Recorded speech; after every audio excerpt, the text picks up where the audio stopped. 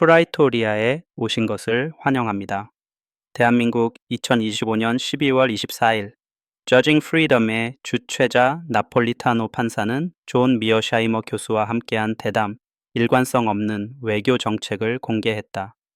이 대화는 미국 외교가 전략에서 쇼맨십으로 어떻게 전락했는지를 밝혀내고 독단이 원칙을 대체하고 본능이 규칙을 다시 쓰게 될 때 전 세계적으로 어떤 냉혹한 파장을 불러오는지를 보여준다. 집중해서 들어야 한다. 두 노련한 목소리가 현재 진행 중인 패턴을 낱낱이 분해하고 있으며 미국의 권력과 그 영향을 받는 사람들을 걱정하는 이라면 누구든 깊이 우려할 만한 내용이다. 대담은 나폴리타노 판사의 날카로운 질문에서 시작된다.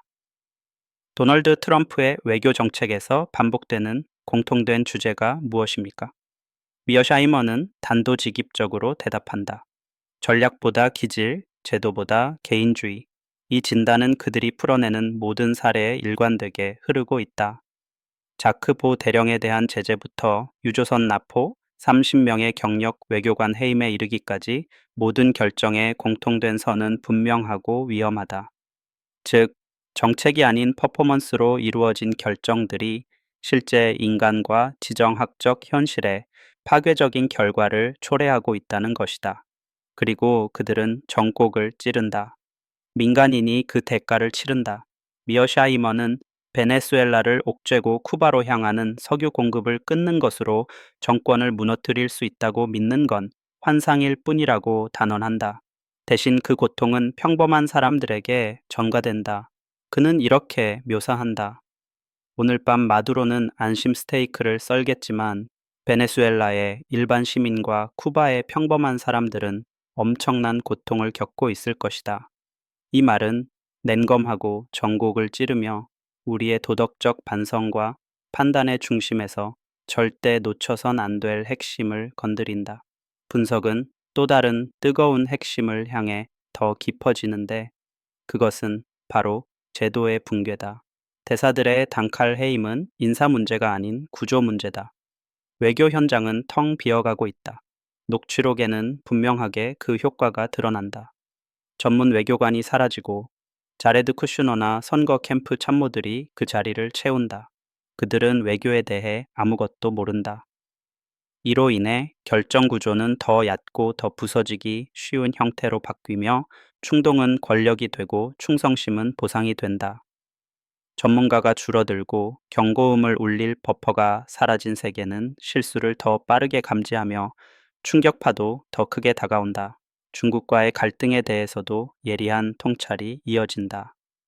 대통령이 우리가 그걸 보관할 것이다 라고 대놓고 말한 중국으로 가던 석유 190만 배럴의 압류 사건은 단순한 말이 아니다. 그것은 행동이며 보복을 유인하는 신호다. 방송은 이 점을 강조하기 위해 역사적 사례를 소환한다. 루즈벨트의 유명한 연설을 인용한다. 우리는 히틀러와의 전쟁을 원하지 않았다. 뱀이 공격할 준비를 하고 있는 걸 보면 공격받기 전까지 기다리지 않는다. 나치의 잠수함과 습격선은 대서양의 독사다. 지금 이 과거의 수사는 다시 등장하여 해양 단속을 정당화하는 데 쓰이고 있다. 그러나 역사적 맥락은 우리에게 해상 압류가 얼마나 위험한 사태 확산으로 번질 수 있는지를 경고한다. 그렇다고 이 분석이 모든 것을 다 건드리는 것은 아니다.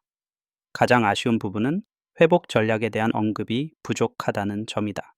외교 역량을 어떻게 복구하고 제도적 기억을 되살리며 제재나 무력 사용과 관련된 결정에 절제되고 전문적인 판단을 다시 어떻게 불어넣을 것인가에 대한 구체적인 논의가 빠져 있다.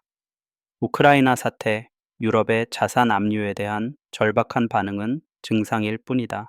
하지만 오늘날과 같은 개인주의로 운영되는 체제에서 누가 다시 원칙과 규범으로 돌아가도록 강제할 수 있는가? 그 질문은 방송 내내 답 없이 남는다. 그 침묵 자체가 큰 리스크다. 몇몇 모순 또한 진지하게 검토될 필요가 있다. 예컨대 그린란드는 국가안보위해 꼭 필요하다는 주장에서 위협의 구체적 근거는 보이지 않는다. 마치 한국 없이는 삼계탕 못 먹는다니까 라고 주장하는 것처럼 허공에 머문다.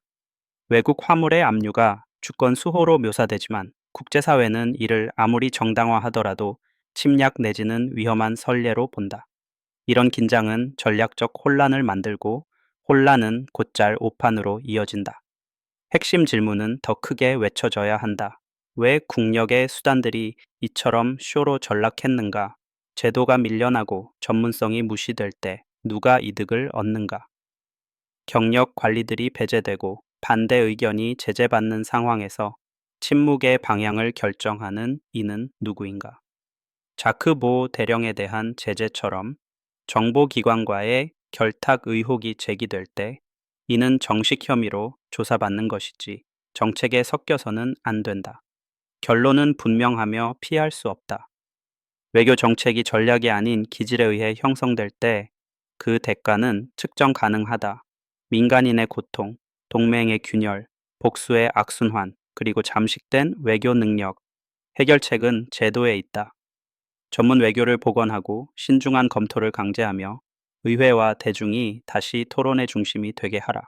그 전까지는 모든 충동적인 행동 하나하나가 지구 곳곳에 진동을 보낼 것이다. 외교가 개인의 욕망으로 휘둘릴 때 미국은 방향을 잃고 세계는 그 여파를 고스란히 맞는다. 그럼 여기까지입니다, 여러분. 제 채널을 후원해 주시려면 좋아요와 구독 부탁드려요. 제 더 많은 콘텐츠는 스포티파이와 유튜브에서 프레토리아 대한민국이라는 이름으로 찾아보실 수 있습니다. 다시 만날 때까지 지금까지 프레토리아 대한민국의 스키피오 아메리카누스였습니다.